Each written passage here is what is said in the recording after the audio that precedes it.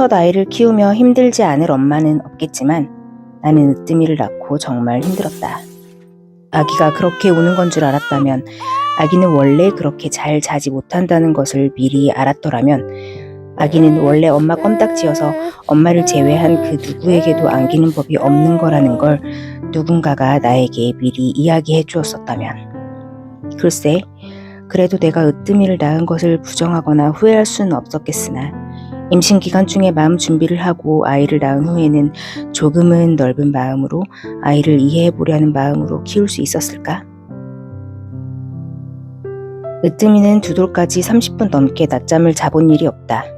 다만 내 등에 업히거나 아기띠로 안고 있으면 2시간 넘게 자기도 했다. 엄마를 제외한 그 누구에게도 가서 안기는 법이 없었고, 엄마가 잠시라도 눈에 안 보이면 토하기 전까지 울어제꼈다. 나는 화장실에 가거나 밥을 먹거나 모든 집안일을 할 때에 늘 아기띠로 애를 안고 업고 다녔다. 밤잠을 자다 깨서 4시에 울기 시작해 해 뜨기 직전인 6시까지 울다 지쳐 잠든 적도 있고, 고속도로에서는 차가 밀려서 정체되거나 휴게소에 들러 잠시 차를 멈추었다가 다시 태우면 뒷좌석 카시트에서 1시간 반씩 끝장내기 울음을 울어대기 일쑤였으므로 차를 멈출 일이 없도록 어른용 기저귀를 차고 다니며 운전을 하곤 했다. 55kg에 임신했는데 임신 기간 중 72kg까지 쪘던 살이 으뜸이 출산 이후 100일이 채 되지 않아 48kg까지 빠졌다. 먹지 못하고 자지 못하고 쉬지 못하고 애는 껌딱지에 보유 수유를 19개월까지 했으니 살이 안 빠지고 100일 수 있었을까? 가끔 만났던 내 친구들은 볼 때마다 야윈 내 모습을 보며 많이 안타까워했다. 지금 와서 으뜸이가 2돌 될 때까지 있었던 일들을 기억해 보려 하면 기억나는 것이 하나도 없고 그저 매일 밤 자면서 다음날 눈 뜨고 싶지 않았던 것만 기억난다. 이건 다른 엄마들에 비해서 내가 더 힘들었었다는 것을 말하려는 것이 아니라 내 주관적인 생각으로 남편과 친정과 그 누구의 도움도 받지 못하고 아이를 키워야 했던 내 기억에 대하여 이야기하는 것이다. 그렇다고 으뜸이를 사랑하지 않는가 하면 그건 절대 아니다. 으뜸이야말로 내 최초의 살이며 나의 피고 내 머리부터 발끝까지 내 모든 것으로부터 나온 나의 생명이니 그야말로 귀하다는 표현 외에 아이를 설명할 길이 없었다. 이렇게 힘들게 키웠는데 둘째를 가질 생각을 했다니 나도 어떤 의미로는 대단하고 인간의 역사를 만들어낸 힘은 망각이 아닌가 싶기도 하다. 둘째를 생각하며 임신하기까지 1년이 걸렸고 그리고 10개월의 임신 기간까지 총 1년 10개월의 기다림 후 2013년 12월 버금이가 태어났다. 2돌까지의 버금이는 신기했다. 완벽한 둘째였다. 먹여놓으면 자고 일어나면 울지도 않고 방실방실 웃으며 엄마를 기다리곤 했다. 엄마와 놀다가 시간 되어 먹이면 또 자고 다시 일어나면 웃었다. 어떻게 내가 이런 애를 낳았지? 나한테 무슨 복이 있어서 너를 얻을 수 있었을까? 너는 내 기쁨이고 내 위로이며 하나님이 보내주신 완벽한 치유의 선물이라고 그렇게 버금이를 사랑하며 키웠다. 나는 변한 게 없는데 내 속에서 나온 2 생명체가 어떻게 이렇게 다를 수 있는가? 으뜸이를 키우며 나는 엄마의 자격이 없다고 수없이 자책하고 바닥으로 내려갔던 자존감은 버금이와 함께하며 회복되었다. 내 잘못이 아니고 그냥 으뜸이가 예민한 아이, 버금이가 묻어냈던 아이, 그저 기질 차이였던 거구나 하며 버금이가 묻어난 아이였으므로 으뜸이가 5살에 눈수술로 입원하고 7살에 폐렴으로 입원했을 때에도 잠시 떼어놓고 으뜸이의 회복에 집중할 수 있었다. 으뜸이와 버금이는 서로 잘 맞아 보이진 않았지만 그래도 자매임을 인정하며 제법 잘 자라났고 정말 신기하게도 그렇게 예민을 떨던 으뜸이는 초등학교에 입학하며 매사에 의연하고 의젓한 언니가 되었고 점점 내 근심을 덜어주기에 이르렀다. 애교 많고 눈치 백단이었던 버금이는 둘째의 역할을 톡톡히 해냈고 나는 버금이를 사랑했다. 발화가 조금 늦어 언어센터에 2년 정도 다녔지만 내 눈에는 너무나 완벽하고 귀여운 둘째로 자라났다. 4학년 2학기가 될 때까지는. 2023년 7월까지도 아이를 물고 빨고 안아주고 챙겨주었는데 그해 9월이 되자 방문을 닫기 시작하며 사춘기의 서막을 알렸다. 으뜸이도 방문을 닫으며 사춘기가 시작되었는데 누가 자매 아니랄까봐 언니와 똑같은 길을 걷고 있다. 사실 올해 중3으로 올라간 으뜸이의 사춘기는 내게 반항을 하거나 벗어나고 싶어 했다기보단 본인이 하고 싶은 일, 존재로서의 정체성을 찾는 데 대부분을 보낸 것 같다. 그래서 으뜸이의 사춘기는 나와의 감정적인 충돌보다는 댄스 학원을 집에서 먼 곳까지 다니며 밤 11시에 귀가하거나 내 눈에는 세상 무용해 보이는 댄스부 혹은 아이돌 커버 프로젝트 활동 등에 시간을 쓰는 것을 받아들이지 못했던 그런 일들 정도로 기억이 된다.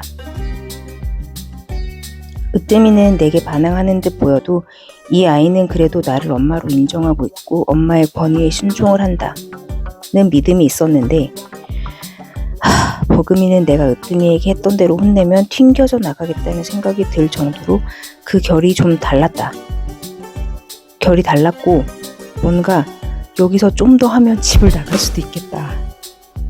애를 감정적으로 다루면 정말 안 되겠다는 생각도 강하게 들었다. Oh my God. 그래서 작년 초부터는 버금이의 행동에 화가 나도 혼을 내거나 소리 지르며 훈계하는 대신 일단 말을 아끼고 내 방에 들어와 베개에 얼굴을 묻고 소리 지르며 울기도 했다. 아이와 대적하는 일이 생길 때마다 아빠와 분리되어 살기로 한 엄마의 결정이 애들에게 미치는 영향인 건 아닐까. 사춘기 때 집에 아빠가 없어서 애들이 안정감을 느끼지 못하는 건 아닐까. 다 내 잘못인 것 같기도 했다. 사실 나는 대문자 F인데 애들 일에는 T가 된다. 애들이 고민을 이야기할 때마다 마음을 읽어주려 하기보다는 현상을 이해하고 해결점을 찾아주는 대화가 되기 마련이다. 그러다 보니 학교에서 일어나는 시시콜콜한 일들을 내게 와서 이야기하는 아이의 종알종알에 이렇게 반응하기도 한다. 나는 네 이야기를 듣고 싶지 네 친구들 이야기는 별로 안 궁금해. 그러니까 네 이야기를 해주면 안 될까? 그럼 버금이는 대답한다. 엄마랑은 말이 안 통해. 이렇게 대화가 단절된 게 한두 번이 아니다. 놀라운 것은 남편과 아이들이 만나서 어쩌다 내 이야기를 할 때면 내게 벽을 느끼는 모먼트에 셋이 공감을 한다는 거다. 근데 나는 대체 그 포인트가 뭔지를 모르겠다. 왜 모르냐고? 말을 해줘야 알지. 며칠 전 으뜸이가 내게 말했다. 엄마가 우리 먹는 거에 너무 신경 쓴다고 버금이가 짜증내더라고. 자기는 그냥 렌지로 돌린 계란 후라이에 김 싼 밥이랑 김치만 먹어도 되는데 엄마가 음식 해놓고 출근하면 그걸 먹어야 된다는 압박이 생겨서 좀 마음이 불편한가 봐. 버금이가 그런 생각하는 건 예전부터 알고 있었다. 하지만 으뜸이나 버금이가 어떻게 생각하든 워킹맘으로서 나는 내가 할 일을 하는 것일 뿐이었다. 스스로 해먹을 수 있는 것을 해먹더라도 그것조차 할 수 없을 때 내가 해둔 것을 데워서라도 먹을 수 있도록 하는 게 나는 아직 미성년자를 키우는 엄마로서 마땅히 해야 할 일을 그저 할 뿐이었다는 말이다. 그 일이 있고 난 후 어느 날 저녁에 버금이가 태권도장에 가기 전에 나에게 묻는다. 엄마, 나 뭐 먹어? 나는 그냥 냉장고에 있는 재료로 빠르게 해줄 수 있는 걸 생각하다 보니 김밥 싸다가 터진 것들 볶음밥 해먹으려고 남겨두었는데 김밥 볶음밥 해줄게 라고 대답했는데 그건 먹지 않겠다고 한다. 갑자기 며칠 전 으뜸이에게 들었던 말이 오버랩되며 화가 났다. 내가 해주는 건 다 싫다면서 뭐 먹냐는 말을 왜 물어보는 거야? 그냥 네가 먹고 싶은 거 꺼내 먹으면 되잖아. 라는 말에 엄마랑은 말이 안 통해 하며 방으로 들어가 문을 닫아버린다. 어제 오후 4시 30분쯤 수학학원에서 돌아온 버금이가 금방 산책 갔다 와도 돼? 하더니 세수를 하고 얼굴에 선크림을 찍어 바르고 입술에 틴트를 찍어 바르고 코트를 입었다 벗었다 패딩을 입었다 벗었다 하며 1시간을 보내는 것이었다.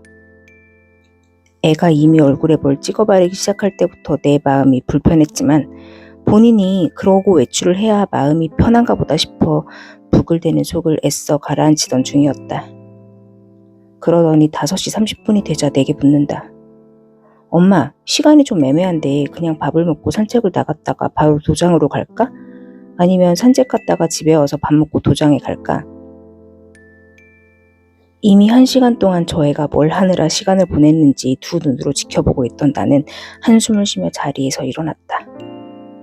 갈비탕 끓여놓은 거 먹고 가, 엄마 데워줄게. 아이는 냉장고 문을 열며 대답했다. 아, 뭘 해달라는 게 아니야. 그냥 안 해줘도 돼.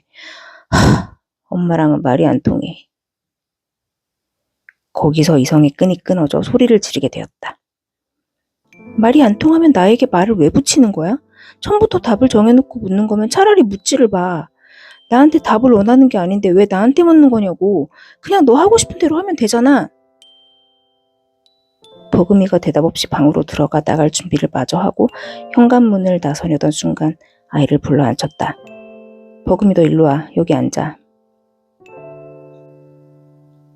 엄마가 하는 모든 말이 듣기 싫고 엄마가 너를 위해 하는 모든 행동이 보기 싫으면 그냥 아빠한테 가서 아빠랑 사는 게 좋겠다.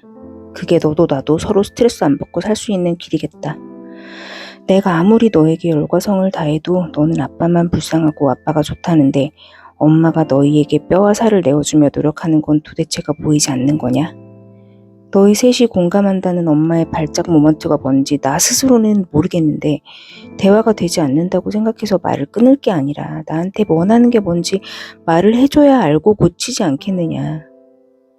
이게 다 너희를 사랑해서 하는 잔소리고 행동이라며 가스라이팅 하고 싶지는 않으나 나는 너희를 혼자 키우는 엄마로서 의무를 다하고 있을 뿐이고 너가 불평하는 그 음식에 대한 것도 내가 사랑을 표현할 방법이 달리 그것밖에 없어서 죽으나 사나 그걸 하고 있는 거고 그걸 받고 안 받고는 너희 선택에 달렸다. 말하며 울고 버금이도 울고 둘이 같이 울었다. 나의 일방적인 쏟아냄이 끝나고 애가 현관문을 다시 나설 때 엄마가 아빠한테 가라는 말 했던 건 정말 미안해. 근데 제발 내가 뭘 잘못하는 것 같으면 말을 해줘.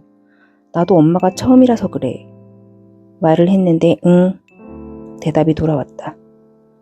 다시 눈물이 터져 나왔다. 아빠에게 가서 살라는 그 말은 무슨 일이 있어도 해서는 안 되는 거였는데 나의 말은 왜 또 뇌를 거치지 않고 입으로 바로 터져 나온 것인가. 무거운 마음으로 수요예배 반주를 하러 가는 발걸음이 마치 도살장에 끌려가는 소돼지와 다를 바 없이 무거웠다.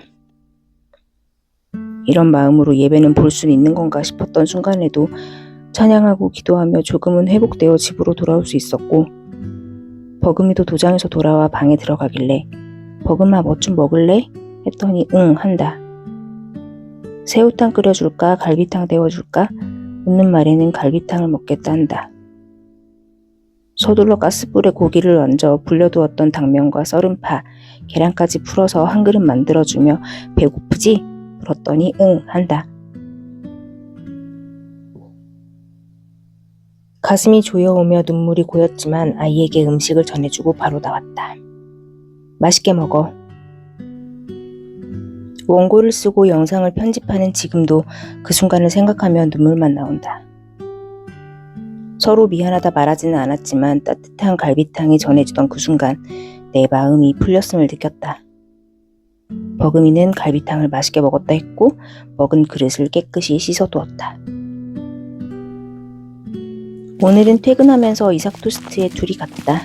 가는 길에 제잘제잘 토스트 먹으며 제잘제잘 오는 길에 제잘제잘 끝도 없이 제잘대며 웃는 모습을 보니 못난 엄마를 또 한 번 용서해준 걸까 싶다. 나는 그저 이 한 고비를 또 잘 넘을 수 있게 해주신 하나님께 감사할 뿐이다. 이렇게 엄마를 잘 용서해주는 착한 딸을 주셔서 감사합니다. 내일 모레는 3.1절인데 그동안 종종 갔던 1시간 거리 화실에 가고 싶다고 한다. 으뜸이에게도 가겠냐고 물었더니 가겠다 한다. 나는 너무 기뻐서 바로 예약을 넣었다. 오전 첫 타임으로 그림을 그리고 근처 갈비집에서 숯불갈비를 먹고 돌아오는 게 우리가 늘 지나온 코스다. 오랜만에 셋이서 나들이 삼아 길을 나서는 거라 너무 설레고 기대가 되면서도 겉으로는 늘 내가 애들을 잡는 것처럼 보일 수 있으나 딸들의 요구와 반응에 희로애락의 모든 감정이 요동을 치며 눈치를 보는 내가 우리 사이에서는 절대 약자가 아닐까 그런 생각이 들었다. 엄마에는 언제쯤 익숙해지는 건가? 첫째를 낳았을 땐 엄마가 처음이라 둘째를 낳았을 땐 애 둘 딸린 엄마가 처음이라 둘을 키우면서는 두 놈이 같지가 않아서 맞닥뜨리는 모든 순간이 다 새로워서 나는 정말이지 항상 긴장이 된다. 갱년기가 오면 사춘기 따위 다 씹어먹을 수 있을 정도로 감정 기복이 심하게 온다던데 그때는 좀 그래도 전세를 역전한 듯 살 수는 있는 걸까? 눈 떠지는 하루에 감사하며 주어진 시간을 살아낼 뿐 마음을 비우는 연습이 더 되어야 되겠다는 생각이 많이 든다.